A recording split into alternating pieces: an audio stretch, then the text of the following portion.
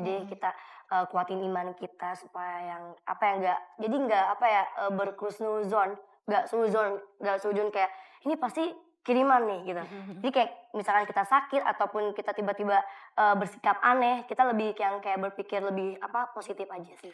Tapi Oke. sempat kita contoh kemarin itu yang adik kita itu yang bungsu, Gladys itu yang, apa, yang matanya kayak semuanya keluar gitu deh, jadi serem banget itu. Iya, terus juga ada benda yang Heeh, Aduh, dari yang keluar hidung gitu Pak Ustadz. iya, yang nggak masuk akal, benda tajam di dalam hidung.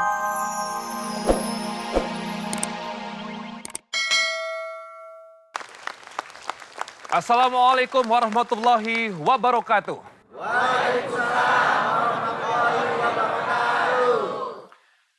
Dalam alam semesta terciptalah makhluk, baik yang gaib maupun yang nyata.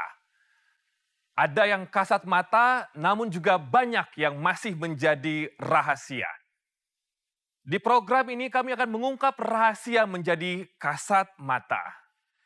Pemirsa, selamat datang di Rahasia Batin, melampaui mata batin. Di program ini kami akan membantu siapapun untuk mencari solusi dari penyakit yang diderita oleh narasumber, baik yang medis maupun yang non-medis. Dan tema kita malam hari ini adalah boneka teluh serta ilmu hitam. Bertindak jahat kepada seseorang dengan ilmu hitam bisa melalui berbagai media. Salah satunya adalah boneka. Lalu berdasarkan pengalaman beliau, bagaimana seorang Ustadz Danu menghadapi orang-orang yang datang kepadanya dan mereka ini adalah korban dari ilmu hitam. Pemirsa, saya persembahkan kepada Anda, Ustadz Danu. Assalamualaikum Pak Ustadz. Waalaikumsalam Aduh, warahmatullahi ketemu lagi Pak wabarakatuh. Ustadz. Alhamdulillah. Pak Ustadz, Yuk. ini langsung ke pertanyaan aja kepada Pak Ustadz. Karena Robi kan orang awam nih Pak Ustadz.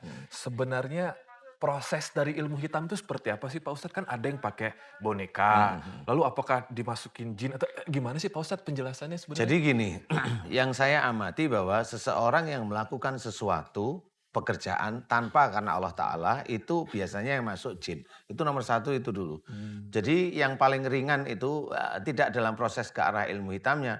Jadi seseorang makan tanpa, kalau kita muslim itu basmalah. Tanpa basmalah itu jin yang masuk. Oh. Jadi itu satu. Kemudian orang yang berbicara, kemudian bicaranya itu kacau.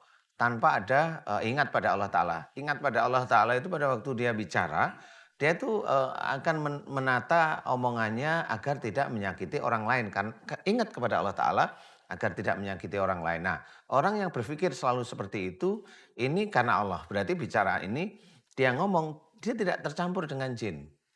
Jadi relatif bersih. Nah, tapi kalau orang itu kan ngomong kacau, kemudian apalagi dia ngerumpi, gibah dan sebagainya. Ini jinnya masuk. Ini baru pertama kali nih. Kemudian sudah mulai amalan. Amalan yang memang itu tidak ada tuntunan. Kalau kita muslim itu tidak ada tuntunan dalam Quran maupun dalam hadis. Itu sebenarnya masuklah jin. Itu amalan ya. Membaca sesuatu yang tidak ada dasarnya. Itu masuk jin. Saya mengamati masalahnya. Jadi mengamati. Jadi istilahnya bagaimana kita itu baca Fatihah. Di mana Fatihah itu menjadi pahala nantinya di akhirat. Amin. Menjadi amal soleh. Jadi pada waktu kita baca Al-Fatihah, ya sudah kita baca Al-Fatihah, petunjuk untuk kita sendiri, itu doa untuk kita sendiri. Karena Allah, ya jin tidak masuk. Tetapi kalau mau Al-Fatihah di luar kendali ini, dia baca untuk umpamanya menyerang orang lain, bisa. Kenapa saya bilang bisa? Karena saya pernah mempraktekkan ini pada teman-teman saya, para ustadz. Jadi beliau paham bahwa, loh kok bisa ya? Makanya saya bilang, karena niatmu salah. Al-Fatihah ini petunjuk gitu. Ada banyak yang memang saya sudah membuktikan. Umpamanya baca ayat kursi. Enggak usah yang kita kirimkan. Enggak usah yang ini. Baca ayat kursi. Taruh di telapak tangan kirimu. Taruh. Jadi ayat kursi enggak usah untuk nyerang. Taruh aja di tangan kirimu. Reaksinya apa? Kesakitan. Mereka sendiri yang membaca itu kesakitan sendiri. Kalau itu kesakitan berarti kan dia paham harusnya. Apa yang ada di tangan kirimu itu setelah kamu baca ayat kursi. Dia bingung, nggak ngerti, nggak bisa jelasin. Karena dia nggak ngerti, dia awam tentang jin. Dia nggak ngerti tentang malaikat, apa yang dikerjakan malaikat. Dia tidak ngerti tentang setan. Hanya kalau dia nggak suka sama orang dibilang orang itu setan, kan begitu ya? Iya. Padahal dia sendiri juga setan, nggak Setan. taunya. Nah, Ngomong setan ya Pak Ustadz. jadi pada waktu begitu orang yang menghadapi saya akhirnya paham, ini apa Ustadz kok bisa sakit? Sekarang kita pikirkan, kita hidup dengan siapa sekarang? Kita manusia, saya nggak megang. Kalau malaikat, apakah itu malaikat di tanganmu? Kita lihat malaikat itu hanya patuh pada perintah Allah Ta'ala. Patuh pada perintah Allah salah satunya mau memberi rezeki, kemudian memberikan keselamatan pada seseorang, kemudian memberikan hidayah, itu tugas malaikat. Nah kalau umpamanya di tanganmu malaikat, nggak mungkin malaikat itu kamu suruh-suruh kamu taruh di tangan. Nah ini saya cerita serius. Nah kemudian apa? Apa ya sekarang yang di tangan saya ini apa Ustaz? Sekarang kira-kira gimana? Setelah mulai beberapa proses, dia baru paham yang di tangan kirinya yang sakit, panas, berat itu mulai naik ke atas. Nah sekarang saya tanya, mulai naik ya? Iya Ustaz naik. Kok nggak nyaman ya? Baru sekarang saya tanya. Apa yang terjadi kalau ayat itu kamu kirimkan kepada orang lain? Itulah yang maksud saya ceritakan. Kemudian setelah dia itu paham, itulah yang namanya jin. Kenapa jin itu masuk? Karena niatmu membaca bukan lillahi ta'ala. Nah disitulah saya nerangkan. Gimana caranya menghilangkan? Kemudian cara menghilangkan doa biasa aja. Mohon ampun jika tadi membacanya bukan karena Allah Ta'ala, mohon ampun aja. Selesai. Ini keluar lagi, hilang. Nah ini baru pembacaan ayat. Yang lain, waduh yang gelap-gelap itu banyak itu. Pakai tanah kuburan diambil, kemudian pakai tanah rumahnya orang itu digabung, kemudian ada di situ ada paku, ada ini sembunyikan. Kemudian orangnya sendiri berpuasa minimum 7 hari, paling tidak itu dia 11 hari bisa. Nah, di situ itu tergantung niatnya dia. Kalau dia niatnya mau bunuh ya puasanya akan lebih panjang.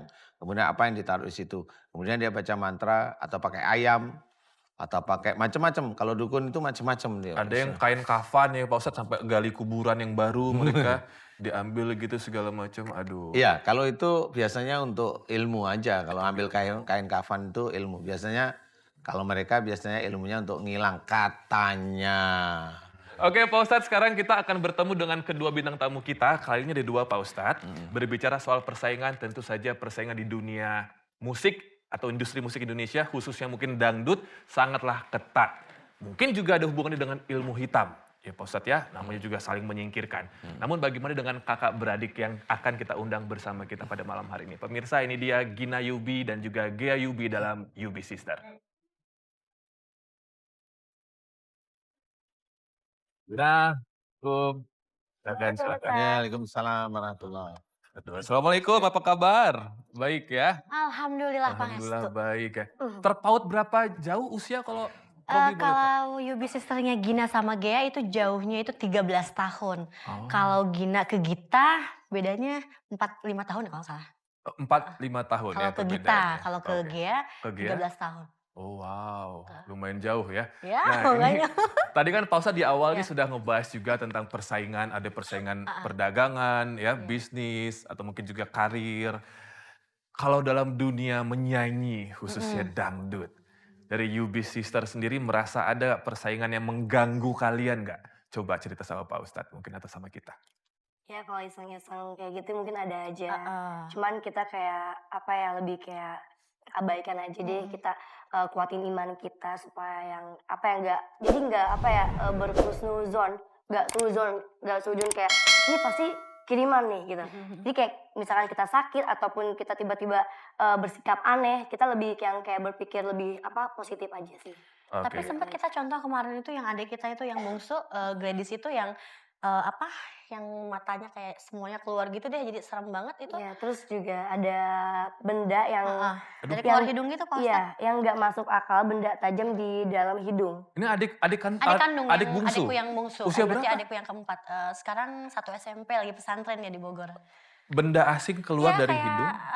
sebenarnya sih percaya nggak percaya Pak Ustadz, tapi aku melihat sendiri gitu pas dikeluarkan ya ada kecil gitu kayak jarum ya. Aduh. Iya. Kecil tipis banget gitu. Pak Ustadz, yang Gimana pernah Robi baca nih Pak Ustadz, kalau aku salah mohon dikoreksi Pak Ustadz. Katanya beberapa ilmu hitam yang ditujukan kepada seseorang bisa saja mental ke anggota keluarga yang lain. Apa betul Pak Ustadz? Itu memang biasanya ada seperti itu tapi jarang ya. Oh. Kalau saya amati memang ya langsung fokus ke satu titik yang saya amati. Ada ke keluarga itu ada, tetapi jarang sekali ya. Biasanya satu titik. Karena saya yang pernah tangani itu mamanya satu orang ini ayahnya kena nih. Kemudian dia antar anaknya. Pada waktu saya ngeluarin ilmu itu, anaknya nggak ada yang kena. Emang nggak ada apa namanya nggak ada faktor ke arah seperti itu gitu. Jadi Biar si perempuan nggak jadi mutusin kamu. Iya kayak gitu. Mhm. Tapi kata saya mau asal enggak menyimpang dari ajaran Islam kayak gitu. Oh katanya enggak, Mhm. Kalau Bang Robi boleh tahu, mantranya dalam bahasa apa? Mohon maaf. dalam bahasa Jawa, Masih ingat? masih ingat. Boleh dibacakan? jangan. Berarti kalau masih ingat, masih diamalin dong?